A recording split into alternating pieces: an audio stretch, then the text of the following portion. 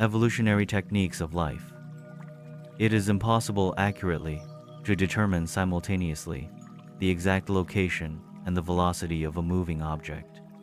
Any attempt at measurement of either inevitably involves change in the other.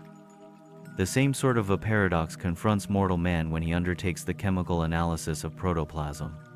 The chemist can elucidate the chemistry of dead protoplasm, but he cannot discern either the physical organization or the dynamic performance of living protoplasm.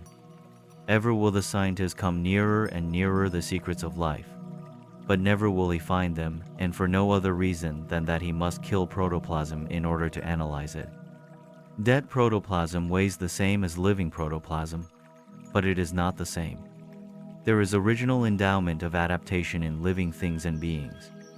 In every living plant or animal cell, in every living organism, material or spiritual, there is an insatiable craving for the attainment of ever-increasing perfection of environmental adjustment, organismal adaptation, and augmented life realization.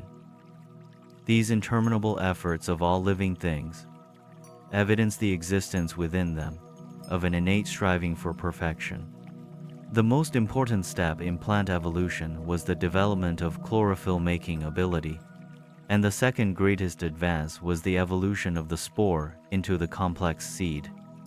The spore is most efficient as a reproductive agent, but it lacks the potentials of variety and versatility inherent in the seed.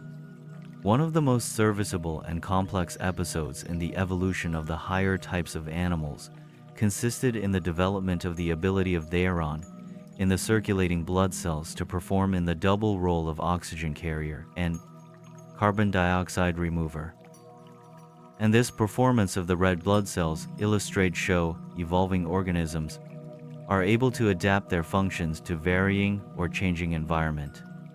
The higher animals, including man, oxygenate their tissues by the action of theron of the red blood cells, which carries oxygen to the living cells, and just as efficiently removes the carbon dioxide. But other metals can be made to serve the same purpose. The cuttlefish employs copper for this function, and the sea squirt utilizes vanadium. The continuation of such biologic adjustments is illustrated by the evolution of teeth in the higher Urantia mammals. These attained to 36 in man's remote ancestors, and then began an adaptive readjustment toward 32 in the dawn man and his near relatives.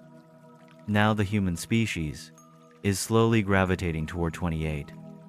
The process of evolution is still actively and adaptatively in progress on this planet. But many seemingly mysterious adjustments of living organisms are purely chemical, wholly physical.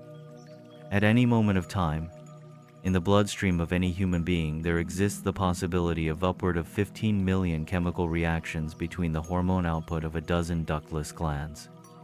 The lower forms of plant life are wholly responsive to physical, chemical, and electrical environment.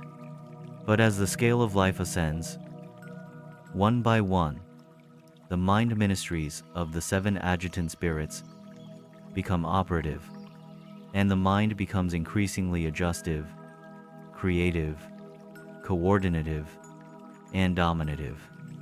The ability of animals to adapt themselves to air, water, and land is not a supernatural endowment, but it is a superphysical adjustment.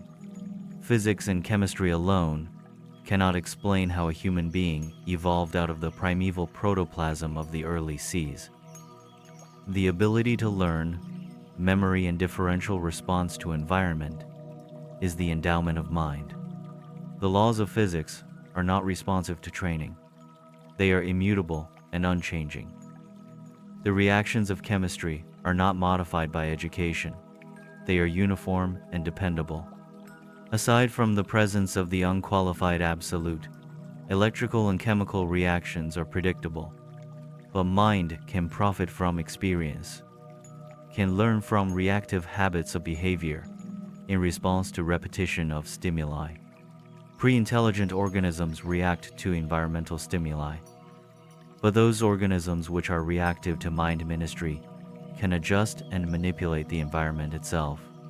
The physical brain, with its associated nervous system, possesses innate capacity for response to mind ministry, just as the developing mind of a personality possesses a certain innate capacity for spirit receptivity, and therefore contains a liberin, the potentials of spiritual progress and attainment. Intellectual, social, moral, and spiritual evolution are dependent on the mind ministry of the seven adjutant spirits and their superphysical associates.